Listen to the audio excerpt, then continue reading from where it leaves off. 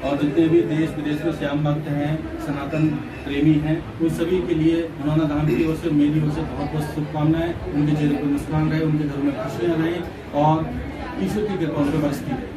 गुरुजी, दूसरा सवाल ये है कि यहाँ पर जो कुछ जो मतलब पार्किंग वाले लोग हैं वो बीच रोड पे खड़े हो जाते हैं किसी भी वाहन के आगे। क्योंकि इतना बड़ा धाम है और जरूरी नहीं है सारी पार्किंग मनोना धाम की है। मनोना धाम की जो पार्किंग है वो बिल्कुल निःशुल्क है, 1 रुपया भी आपको किसी को नहीं देना है और कहीं से कोई भी किसी भी तरीके से गाड़ी अपनी खड़ी कर सकता है। यहाँ पर अभी हमने 16 बीघा पार्किंग नहीं बनाई है, पहले 28 बीघा पार्किंग अलग थी, लेकिन 16 बीघा अभी हम तैयार कर रहे हैं 29 तारीख के लिए। जो 29 तारीख को यहाँ प्रोग्राम होना है उसके लिए हम 16 बीघा पार्किंग बिल्कुल निःशुल्क रख रहे हैं और हमेशा निःशुल्क रहेगी वो।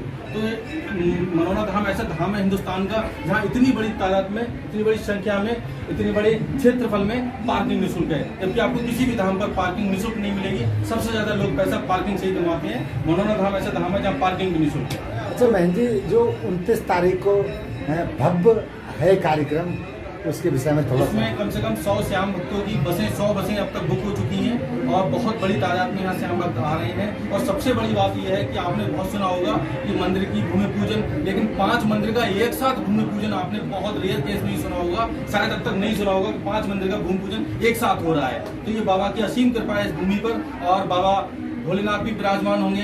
माता का मंदिर बनेगा, माँ की जो माता है मोरबी माता, उनका मंदिर बनेगा, दुर्गा माता का मंदिर बनेगा, सालासर बालाजी का मंदिर बनेगा और आपका राधा रानी का भी मंदिर बनेगा यहाँ पर। तो लगभग कितने लोगों के आने की संभावना है? 1 लाख से ऊपर श्याम भक्त यहाँ आएंगे, वो इसी तरीके से हम तैयारी कर रहे हैं। उसकी गुरुजी इस समय तैयारी चल रही है, बहुत बड़े स्तर पर तैयारी चल रही है और कई बड़े नेता भी आने, हेलीपैड भी हम बनाने की कोशिश कर रहे हैं। हो सकता है एक आध नेता हेलीकॉप्टर से भी आए क्योंकि वो लोग व्यस्त हैं थोड़ा सा।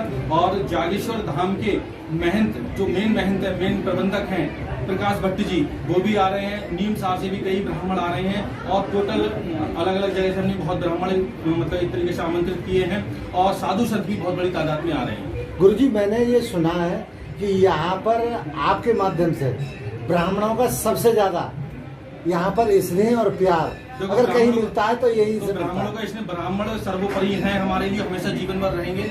और सबसे मेन चीज है, ब्राह्मण ने बहुत त्याग किया है। आपने देखा होगा कि किसी की शादी होती है तो आप वहां पर आप बैंड बाजे वाले के लिए आप तुरंत 50,000 रुपए दे देते हो और आप दूसरे कहते हैं और जो कोई फूल वाले आते हैं उनको पैसे दे देते हो, लेकिन ब्राह्मण को देने में लोग बहुत सब चाहते हैं। जबकि ब्राह्मण अपना सब कुछ इतना पढ़ाई करने के बाद में, इतना सब शास्त्री करने के बाद में, उसके बाद आपके लिए दुआ कर रहा है, ईश्वर से आपके लिए दुआ कर रहा है, उसको आप 1100 रुपए देने में भी झिझकते हो। तो ब्राह्मणों का सम्मान करना चाहिए, ब्राह्मण आपके लिए दुआ करते हैं।